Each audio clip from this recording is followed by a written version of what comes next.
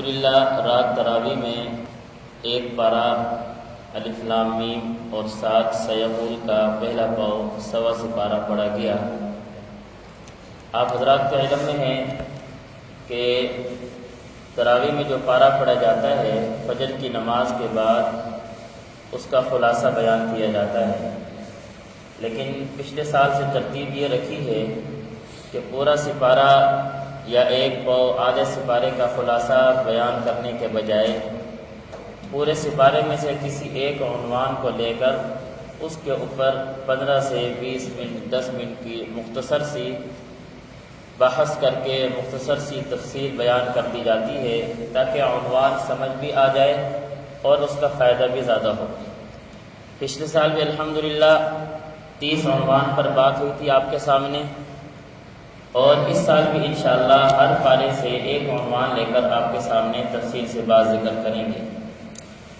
جو سب سے اہم بات ہے وہ یہ کہ شوق ذوق سے بیٹھیں، نیند کا غلبہ ہوتا ہے، کوئی اس میں شک نہیں، لیکن رمضان المبارک کی بابرکت گھڑیوں کو سمیٹنا، ان قیمتی لمحات کو قیمتی بنانا، یہ رمضان کا مقصد ہوا کرتا ہے۔ اس لیے درس قرآن سننے کی نیت سے آئیں، فجر کے بعد درس قرآن سننے کی نیت سے بیٹھیں، 10 منٹ 15 منٹ کوئی بات نہیں لگ جائیں، لیکن 10-15 منٹ میں اگر مجھے کوئی ایسی بات سمجھ میں آ جائے جو مجھے پہلے کبھی سمجھ نہیں آئی تھی یا سمجھ آئی تھی غلط سمجھ آئی تھی اور میں ساری زندگی اس پر چلتا رہا، اور اللہ نہ کرے اگر وہ بات عقیدے کے حوالے سے ہو تو میرا شاید عمل بھی پھر درست نہیں ہو رہا ہوگا۔ اس لیے اس بات کی کوشش کی جائے کہ سارے ساتھی بیٹھیں، توجہ سے سنیں۔ میں نے آپ کے سامنے قرآن مقدس کی پہلے سپارے کی ایک آیت پڑھی ہے۔ اللہ رب العزت نے اس آیت میں قریش مکہ، کفار مکہ جو تھے وہ یہ دعویٰ کرتے تھے کہ یہ کلام اللہ نہیں ہے بلکہ یہ محمد کی اپنی بنائی ہوئی کتاب ہے۔ آپ علیہ الصلاۃ والسلام نے خود کیا ہے اس کتاب کو لکھا ہے، اللہ رب العزت کی طرف سے یہ کتاب نازل شدہ نہیں ہے، یہ ان کا دعویٰ تھا۔ اللہ رب العزت نے ان کے اس دعوے کو توڑا اور فرمایا وَإِن كُنتُمْ فِي رَيْبٍ، اگر تمہیں اس قرآن مجید میں شک ہے۔ ریب کسے کہتے ہیں؟ قرآن مجید کے اس پہلے سپارے کی پہلی آیت، ذَلِكَ الْكِتَابُ، یہ وہ کتاب ہے لا ریب فیہ، جس میں کوئی شک نہیں ہے۔ ریب کا معنی کیا ہوتا ہے؟ ریب اس شک، اس تردد کو کہتے ہیں جس کی بنیاد کوئی نہ ہو۔ ایسی میرے ایک ذہن میں خیال آیا، میں نے اعتراض کر دیا۔ بے بنیادی بات کو ریب کہا جاتا ہے، بے بنیادی شک کو، تردد کو ریب کہتے ہیں۔ اللہ نے فرمایا وَإِن كُنتُمْ فِي رَيْبٍ، اگر تم ایسے شک میں پڑے ہوئے ہو جس شک کا کوئی بنیاد نہیں ہے، کوئی اس کا آگے پیچھے سر پیر نہیں ہے، تو اللہ نے کہا کہ پھر تم ایسا کرو، تمہارا دعویٰ یہ ہے کہ یہ قرآن مجید یہ اللہ کی کتاب نہیں بلکہ انسان کی بنائی ہوئی ہے، تو اس جیسی قرآن مجید میں 114 صورتیں اللہ نے نازل فرمائی، کوئی ایک چھوٹی سی صورت تم بنا کر دکھا دو۔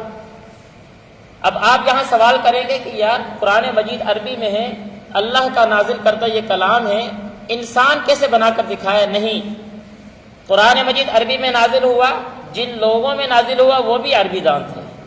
یہ نہیں کہ اللہ نے کسی اردو دان کو کہا، فارسی دان کو کہا، انگریزی دان کو کہا بھئی یہ عربی میں ہے، تو بھی کیا ہے جیسی کتاب لکھ کے دکھا دے، کوئی صورت لکھ کے دکھا دے جو عربی سے واقف ہی نہ ہو۔ نہیں، ایسے فصیح اور بلیغ زبان والے شعراء اور عرب میں مہارت رکھنے والے ایسے لوگ تھے، لیکن اللہ نے ان کو اس دعوے کی تردید کرنے کے لیے کہا کہ اگر تمہیں اس کتاب اللہ میں شک ہے کہ یہ اللہ کا کلام نہیں انسان کی بنائی ہوئی کتاب ہے، تو اس جیسی ایک چھوٹی سی صورت بنا کر دکھا دو، چھوٹی سی صورت۔ اب اللہ رب العزت نے اس آیت میں اس بات کا ذکر کیا کہ یہ کلام اللہ ہے، اللہ کی کتاب ہے، آپ علیہ الصلاۃ والسلام نے اپنے ہاتھ سے نہیں لکھی، کسی انسان کی بنائی ہوئی نہیں ہے۔ اس پر مفسرین نے کئی ساری دلیلیں ذکر کی ہیں، میں چھوٹی سی بات کرتا ہوں۔ تفسیر اپنا قرطبی میں علامہ سیوطی رحمہ اللہ تعالی نے فرمایا کہ آپ علیہ الصلاۃ والسلام کو اللہ نے 2 معجزے ایسے دیے جو قیامت تک باقی رہیں گے۔ 2 معجزے اللہ نے آپ علیہ الصلاۃ والسلام کو ایسے دیے جو قیامت تک باقی رہنے ہیں۔ ان میں سے ایک معجزہ کتاب ہے، یہ کلام اللہ قرآن مجید، یہ قیامت تک اس بات کی گواہی دے رہا ہے کہ آپ علیہ الصلاۃ والسلام اللہ کے بھیجے ہوئے آخری پیغمبر ہیں۔ اور دوسرا معجزہ کون سا؟ حضرت ابو سعید خدری رضی اللہ عنہ کی روایت فرماتے ہیں کہ میں نے آپ علیہ الصلاۃ والسلام سے پوچھا، اے اللہ کے رسول، ہر سال حاجی حج کرنے کے لیے جاتے ہیں اور وہاں پر 3 رمی جمار ہیں، ان کو کنکریاں مارتے ہیں، ہزاروں لاکھوں کیا ہے حجاج ہوتے ہیں، کنکریاں مارتے ہیں، اور ہر حاجی کیا ہے 3 دن تک کنکریاں مارتا رہتا ہے، لیکن 3 دن کے بعد ہم دیکھتے ہیں ان کنکریوں کو اٹھانے کا کوئی بندوبست نہیں ہوتا، پھر بھی وہاں پر کنکریاں نظر نہیں آتی، وہ کنکری کہاں چلی جاتی؟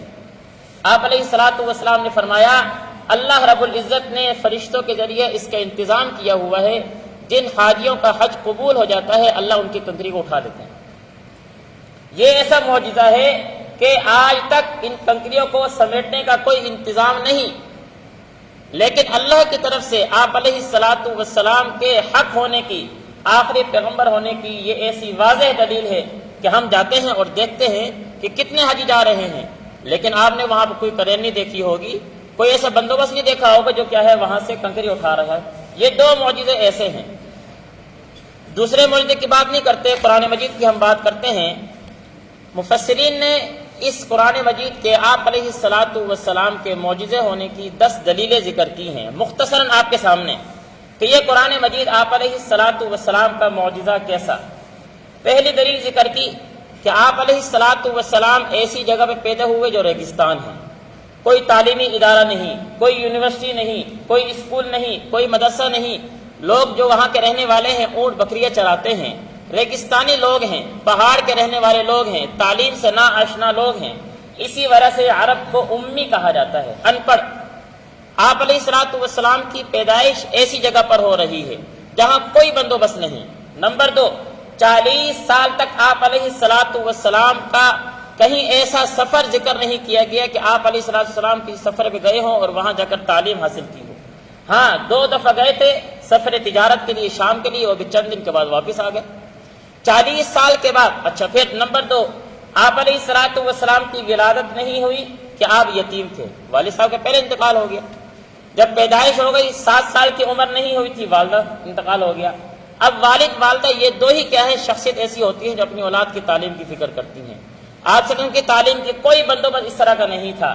40 سال کے بعد اللہ نے آپ کی زبان سے ایسا کلام نکالا کہ آج تک پوری دنیا کی طاقت جمع ہو جائے، اللہ نے کہا وَادْعُوا شُهَدَاءَكُم مِّن دُونِ اللَّهِ، اگر تم کہتے ہو کہ یہ اللہ کی کلام نہیں انسان کی بنائی ہوئی ہے تو اس جیسی کوئی ایک صورت بنا کر لے آؤ۔ 40 سال کے بعد محمد الرسول اللہ صلی اللہ علیہ وسلم کی زبان سے ایسا کلام جاری ہوا کہ آج تک اس جیسی ایک صورت کیا چھوٹی سی آیت بھی کوئی بنا کر نہیں دکھا سکے۔ یہ قرآن مجید آپ علیہ الصلاۃ والسلام کا معجزہ نمبر 1۔ نمبر 2، قرآن مجید نازل ہوا، اس میں جتنے احکامات ہیں وہ ہمارے نازل ہوئے، لیکن جس ٹائم قرآن نازل ہو رہا تھا اس ٹائم جو وہاں پہ لوگ موجود تھے وہ اولین مخاطب ہیں۔ سب سے پہلے قرآن نے ان کو مخاطب کیا، عرب کے لوگ، تو عرب کے لوگ وہ پہلے مخاطب ہیں، عربی زبان جاننے والے ہیں، عربی فصاحت سے واقف ہیں، لیکن جب ان کو کہا گیا کہ اس جیسی صورت لے کر آؤ، وہ عرب جنہوں نے آپ علیہ الصلاۃ والسلام کی دشمنی میں آ کر آپ کو تکلیف مصیبت پہنچانے کی حد کر دی تھی، انتہا کر دی تھی، حتیٰ کہ آپ کو مکہ سے نکلنے میں مجبور کر دیا، لیکن اتنی مخالفت کے باوجود بھی قرآن مجید آپ کی ایسے واضح دلیل آپ کے پیغمبر ہونے کی وہ اس کا توڑ نہیں پیش کر سکے۔ نمبر 3، قرآن مجید میں اللہ رب العزت نے غیب کی خبریں ذکر کی، یعنی ایسی باتیں ذکر کی ہیں جن کا اس ٹائم تک وجود نہیں تھا، بعد میں وجود ہوا۔ مثال کے طور پر روم اور فارس کا مقابلہ اور جنگ کا ذکر کیا ہے 21ویں سپارے میں۔ اللہ نے کہا کہ روم اور فارس کی آپس میں جنگ ہوگی، پہلے فارس جیت جائے گا، روم ہار جائے گا، لیکن تھوڑے ہی عرصے کے بعد پھر روم کیا ہے غالب آ جائے گا، فارس ہار جائے گا۔ اس ٹائم کے عرب نے کہا ہم مانتے ہی نہیں ہیں، یہ کیسے ہو سکتا ہے؟ حضرت صدیق اکبر رضی اللہ تعالیٰ عنہ کے پاس آئے اور آ کے شرطیں بھی لگائی، اور پھر وہی ہوا۔ دنیا نے دیکھا کہ قرآن مجید کی یہ خبر کہ پہلے فارس غالب آیا تھا، پھر چند ہی عرصے کے بعد روم غالب آ گیا، قرآن غیب کی خبریں دیتا ہے جو سچی ہیں۔ نمبر 4، قرآن مجید نے پچھلی امتوں کے واقعات ذکر کیے ہیں، عرب اور عرب کے اندر جو پچھلی کیا ہے امتوں کے جو اس ٹائم کے علماء موجود تھے، یہود و نصارہ کے، وہ اپنی کتاب سے واقف تھے، لیکن قرآن نے جو پچھلی امتوں کے واقعات ذکر کیے، یہ وہ واقعات ہیں کہ وہ بھی کہے اپنی کتابوں میں اس طرح کے واقعات نہیں پاتے ہیں۔ چہ جائے کہ محمد رسول اللہ صلی اللہ علیہ وسلم اگر یہ آپ کی بنائی ہوئی کتاب ہوتی تو آپ تو ویسے امی تھے، آپ کو یہ واقعات کہاں سے پتہ چل گئے؟ پتہ چلا کہ یہ انسان کی بنائی نہیں ہوئی، اللہ کی بنائی ہوئی یہ کتاب ہے۔ نمبر 5، قرآن مجید نے لوگوں کی دلوں کے حالات کا بھی ذکر کیا ہے۔ انسان زبان سے بات کرتے تو پتہ چل جاتا ہے، لیکن دل میں سوچ رہا ہو نہیں پتہ چلتا۔ اللہ نے یہاں پر لوگوں کے دلوں کے واقعات کا بھی ذکر کیا ہے۔ جس طرح دنیا کی کیا ہے کفر کو، جو کفار تھا آپ علیہ الصلوۃ والسلام کے مقابلے میں آئے، وہ صاحب یہ کہا کرتے تھے کہ اگر کیا ہے آپ ہمیں اللہ کے عذاب سے ڈراتے ہیں تو اللہ کا عذاب ہمارے اوپر آ کیوں نہیں جاتا؟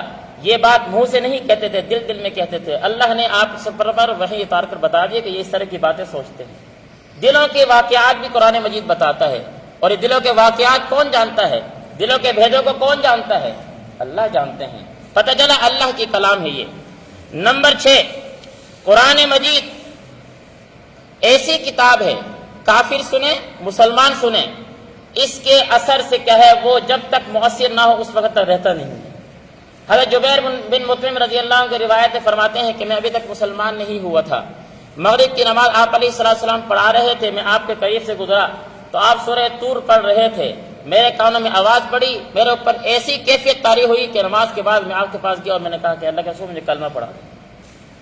یہ اثر کیے رہتا ہے۔ قرآن مجید ایسی کتاب ہے، کافر ہو یا مسلمان ہو، انسان کی کلام اس طرح کا نہیں ہوا کرتا، یہ اللہ کا کلام ہے تبھی یہ اثر کرتا ہے۔ نمبر 8، قرآن مجید ایسی کتاب ہے کہ دنیا کی کوئی کتاب آپ پڑھ لیں، ایک دفعہ پڑھیں گے، 2 دفعہ پڑھیں گے، 3 دفعہ پڑھیں گے، تھک جائیں گے، لیکن قرآن مجید 1400 سال پہلے آیا تھا اور اب تک موجود ہے، قیامت تک رہے گا۔ پتہ نہیں میں نے دن میں کیا ہے، زندگی میں کتنی دفعہ پڑھا ہوگا، میں تو کبھی نہیں تھکا۔ اس کو پڑھنے سے انسان اکتاتا نہیں ہے، تھکتا نہیں، دل کرتا ہے پڑھتے ہی چلا جاؤں، پڑھتے ہی چلا جاؤں، اور یہ تاثیر انسان کے کلام کی نہیں ہے، اللہ کے کلام کی ہوا کرتی ہے۔ نمبر 9، قرآن مجید ایسی کتاب ہے جس کی حفاظت کا ذمہ اللہ نے لیا ہے۔ پچھلی جو کتابیں نازل ہوئی تورات، زبور، انجیل، ان کی حفاظت اللہ نے انسانوں کے ذمہ لگائی تھی، اور وہ انسان ان کتابوں کی حفاظت نہیں کر سکے۔ قرآن مجید ایسی کتاب ہے، 1400 سال گزر چکے ہیں، چہ جائے کہ لکھائی میں کوئی فرق ہو، آپ چھوٹے سے بچے کو اٹھائیں اس سے بھی قرآن مجید سنیں، وہ بھی کیا ہے زبر زیر پیش کی غلطی نہیں کرے گا۔ یہ قرآن مجید کا اعجاز، پتہ چلا یہ اللہ کی کلام ہے، انسان کی کلام نہیں ہے۔ نمبر آخری 10، قرآن مجید ایسی کتاب ہے جس نے 1400 سال پہلے سے لے کر اور قیامت کی صبح تک جتنے بھی علوم چاہے وہ آ چکے ہیں یا آنے ہیں، قرآن مجید نے سارے علوم کا احاطہ کیا ہوا ہے۔ اسی لیے قرآن مجید کہا جاتا ہے کہ یہ جامع معنی کتاب ہے، یہ انسان کی زندگی کے ہر پریشانی کی کیا ہے، یہ ایک کتاب ہے۔ قرآن مجید کو اگر انسان اس نظریے سے پڑھے کہ میری پریشانی کا حل اس میں ملے گا، تو لگتا ایسا ہے کہ اللہ نے ابھی یہ میری پریشانی کا حل کیا ہے یہاں پر نازل کیا ہے۔ اور یہ تاثیر، یہ اعجاز یقینی بات ہے انسانی کلام کا نہیں ہوا کرتا، یہ اللہ کے کلام کا ہے۔ اس لیے مفسرین یہ کہتے ہیں کہ آپ علیہ السلام کا یہ ایسا معجزہ ہے جو قیامت کی صبح تک باقی رہنا ہے۔ جب یہ معجزہ باقی رہنا ہے، پتہ چلا جس کے لیے یہ معجزہ آیا تھا، جب یہ معجزہ قیامت کی صبح تک رہنا ہے تو اس ذات کے نبوت بھی قیامت کی صبح تک رہے گی۔ یہ آپ علیہ السلام کے آخری برحق نبی ہونے کی واضح اور معجزہ کیا ہے دلیل ہے۔ اللہ ہمیں سمجھنے کی عمل کی توفیق نصیب فرمائے۔ الحمدللہ رب العالمین والعاقبۃ للمتقین والصلاة والسلام علی سید المرسلین ربنا آتنا فی الدنیا حسنہ وفی الآخرۃ حسنہ وقنا عذاب النار لا الہ الا انت سبحانک انی کنت من الظالمین اللہم اعنا علی ذکرک و شکرک و حسن عبادتک۔ اے اللہ تیرا لاکھ لاکھ شکر کہ تو نے ہمیں رمضان کا مہینہ نصیب فرمایا۔ اے اللہ آج پہلا روزہ ہے، اے اللہ اس رمضان کے حقوق کو ادا کرنے کی توفیق نصیب فرما۔ یا اللہ رمضان کے ان روزوں کی حفاظت کرنے کی توفیق نصیب فرما۔ اے اللہ گناہوں سے بچنے کی توفیق نصیب فرما۔ یا اللہ بڑھ چڑھ کر عبادت کرنے کی توفیق نصیب فرما، عبادت کا ذوق شوق پیدا فرما دے۔ وصلی اللہ تعالی علی خیر خلقہ سیدنا محمد وعلی آلہ واصحابہ اجمعین برحمتک یا رب۔ جزاک اللہ۔